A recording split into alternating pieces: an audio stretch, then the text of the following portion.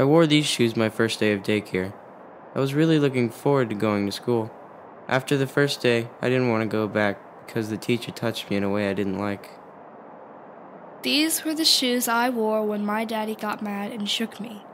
I never needed another pair because I died 3 weeks later.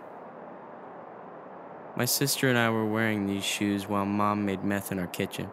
We would act really silly when we played and pretended we were high too. I remember the day my mom bought me these shoes. I was so excited. But later, when she left for her night job, I was scared because I knew my mom's boyfriend would come into my room after I went to bed. It's not easy to walk in the shoes of children who have suffered sexual or severe physical abuse or neglect. But the sad fact is, children are abused in our state at an astonishing rate, with about 20,000 cases of abuse reported every year. It's up to adults to care for and protect our children.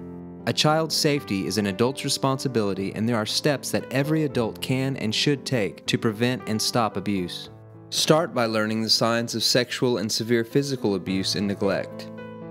Signs of sexual abuse include academic problems, depression, behavioral extremes including withdrawal and aggression, inappropriate sex play or knowledge beyond age, trouble sleeping, nightmares, secrecy.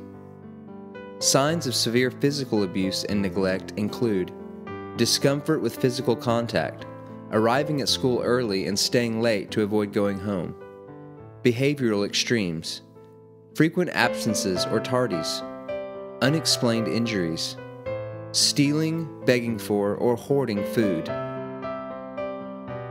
If abuse is suspected, it's up to adults in and around a child's life to take action by reporting it. In Oklahoma, call the 24-hour Oklahoma Child Abuse Hotline at 1-800-522-3511, contact the local Child Services Welfare Office, or the police. It's also up to adults to educate children so they are protected from sexual abuse. All kids should be taught what safe and unsafe touches are. No one has the right to touch them in an unsafe way.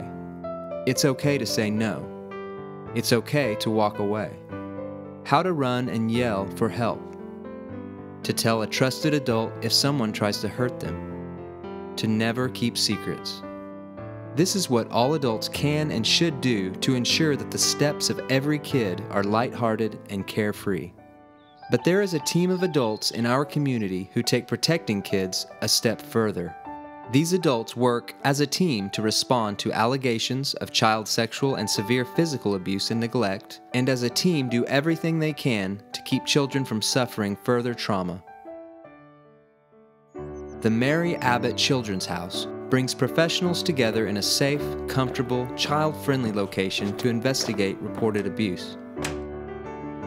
Without a place like this, an abused child would have to go through the trauma of telling his or her personal story of abuse to several different strangers at unfamiliar and uncomfortable locations such as a police station, emergency room, a doctor's office, or a child welfare office.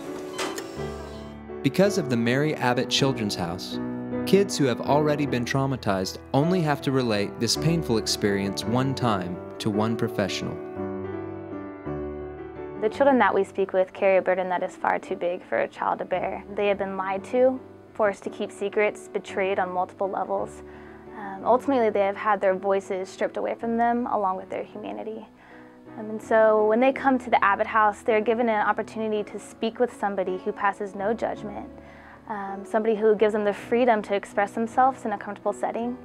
And so we work with police investigators, child welfare, district attorneys, medical professionals, and mental health professionals in order to make sure that these children get put in a place where they're going to be safe and that they have the opportunity to experience physical and emotional healing. And so we work together as a team to make sure that these children get their voices back. I'm so glad my mother had believed me when I told her what was happening to me. Turns out, she had been abused as a kid too. Because I got the help I needed, I've been able to create a safe place for my daughter to grow up. I'm doing everything I can to protect her from ever going through what I did. After our coach took advantage of me and some of the other guys, not everyone came forward. Some became addicts and alcoholics. One of my friends even committed suicide. Because I came forward and because my parents made sure I got help, my life is so much better today. Remember, a child's safety is an adult's job. Learn to recognize the signs of abuse.